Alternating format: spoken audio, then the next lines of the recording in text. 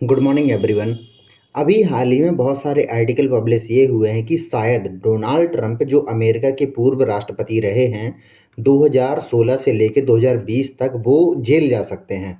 तो ये पूरा मामला क्या है, इसके बारे में मैं आपको पूरी जानकारी दूंगा। अगर ऐसा होता है तो अगर डोनाल्ड ट्रंप जेल जाते हैं तो अमेरिका के पहली बात तो मैं बता दूं कि अमेरिका के पहले राष्ट्रपति होंगे जो एक्स प्रेसिडेंट होंगे जो जेल जाएंगे, जिनके ऊपर जो क्रिमिनल चार्ज हैं वो लगेंगे।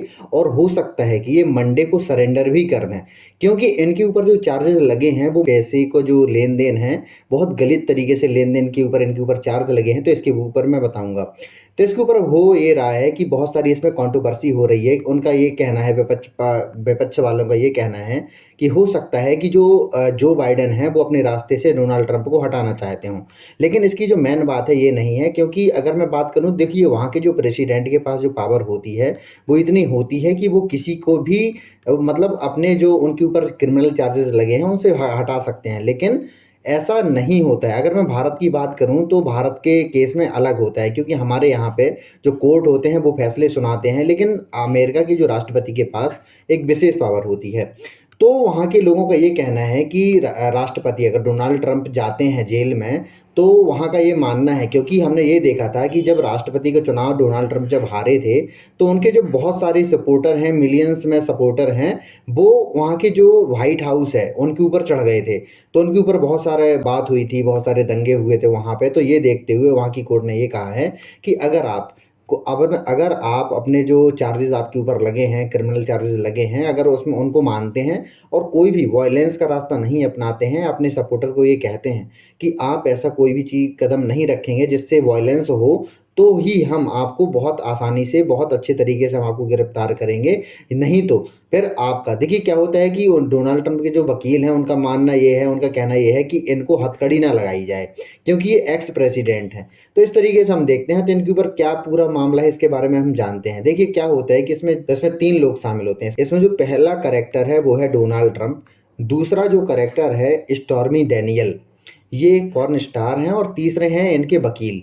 हुआ ये था कि एक जो इन्होंने क्या हुआ था कि बहुत पहले इनके ऐसे संबंध रहे हैं, बताया जाता है मीडिया खबरों के द्वारा। इन दोनों के जो शारीरिक संबंध में फिजिकल रिलेशन रहे हैं।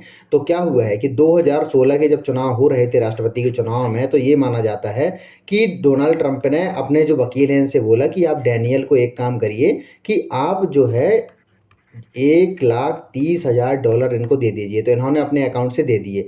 लेकिन जब डोनाल्ड ट्रंप ने अपने वकील को पे किए, तो वो किए जो चुनाव के लिए जो फंड होता है उससे पे किए, जिससे क्या होता है कि वो एक गलत तरीके से लेन देन, गलत तरीके से पैसे का ट्रांसफर माना जाता है। तो सबसे पहले ये जो केस है, ये केस गया था, क्या होता है कि जो ज्यूरी होती है कोर्ट की, तो उनके पास गया। तो यहाँ पे अगर मैं टोटल बात करूँ तो यहाँ पे 26 मेंबर बैठते हैं।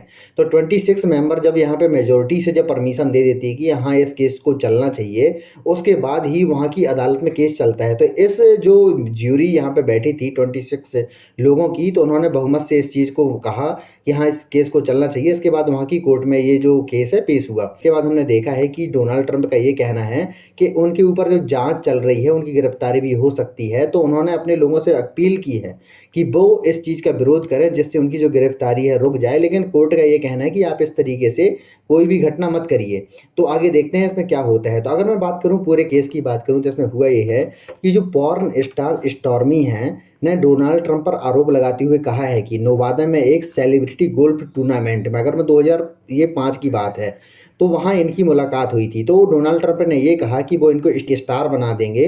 तो उसके बाद स्टॉर्मी और इनके बाद मतलब फिजिकल रिलेशन हुए, शारीरिक संबंध इनके बीच बने थे। और बाद में क्या होता है कि ये माना जाता है कि 2005 के बाद इनकी जो लगातार है मुलाकात होती नहीं थी। और 27 साल की जब ये थी, 2007 की अगर मैं बात करूं, तब ट्रंप की शादी हो चुकी थी। ट्रंप उस समय 60 साल के थे और ये स्टॉर्मी डैनियल जो थी उस टाइम पे 27 साल की थी। इसके बाद अगर मैं बात करूं तो अमेरिका के जो पूर्व राष्ट्रपति डोनाल्ड ट्रंप हैं, तो जो न्यूयॉर्क की जो ग्रैंड ज्यूरी है, न्यूयॉर्क की ग्रैंड ज्यूरी ने इनके ऊपर 2016 के राष्ट्रपति चुनाव के प्रचार के अभियान के दौरान गुपचुप तरीके से जो पैसा ट्रांसफ़र किया गया है उसका दोषी माना है। और हो सकता है कि अगले साल होने वाले राष्ट्रपति चुनाव में जो होने हैं उसमें ये माना जाता है, क्योंकि राष्ट्रपति के चुनाव की अगर मैं बात करूँ तो हमारे यहाँ एक अलग, अगर मैं हमारे यहाँ पे जनप्रतिनिधि अधिनियम 1952 की अगर मैं बात करूँ तो उसमें 2013 में संशोधन किया गया था कि कोई भी अगर एमएलए या एमपी के ऊपर अगर 2 साल का क्रिमिनल चार्ज लगता है तो 6 साल के लिए वो चुनाव नहीं लड़ पाएँगे।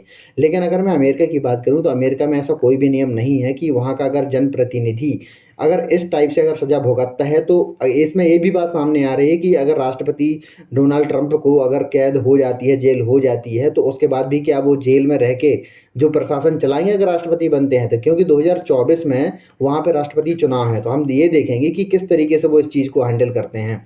इसके बाद हमने ये देखा है कि जो ग्रैंड जूरी है, अगर मैं न्यूयॉर्क की बात करूँ तो 2016 के राष्ट्रपति के चुनाव में जिस तरीके से उन्होंने पैसे का गबन किया है। अगर मैं स्टॉर्मी डैनियल की अगर मैं बात करूँ तो उनका जो असली नाम है वो स्टेफनी क्लिफोर्ड है। साल 2006 में रिलेशनशिप में थे डैनियल और अगर मैं डोनाल्ड ट्रंप की बात करूँ, और इससे पहले 2005 में ही जो उनकी वर्तमान पत्नी हैं, मेलानिया ट्रंप से उनकी शादी हो चुकी थी। इस तरीके से बातें सामने आ रही हैं।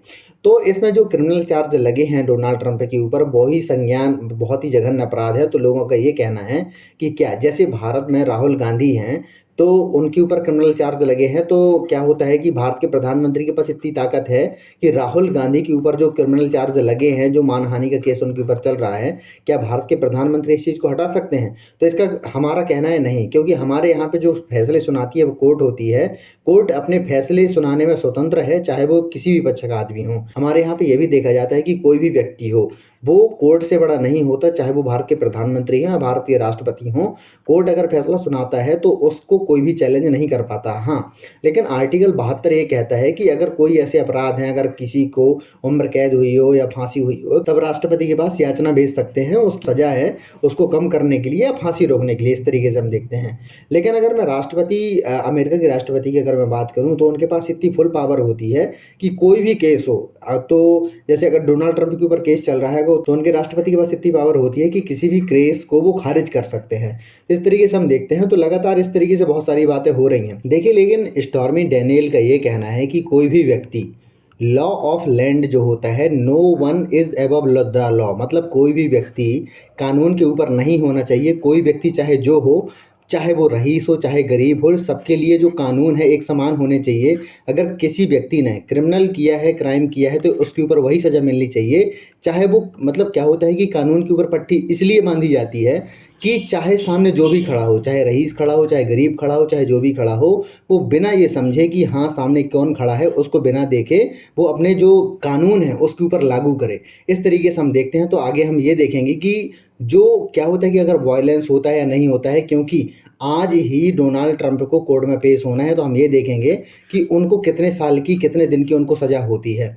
तो आशा करता हूँ कि आपको वीडियो अच्छा लगा होगा। अगर आपको वीडियो अच्छा लगा तो प्लीज़ इसको लाइक कीजिए, सब्सक्राइब कीजिए और शेयर कीजिए। धन्यवाद।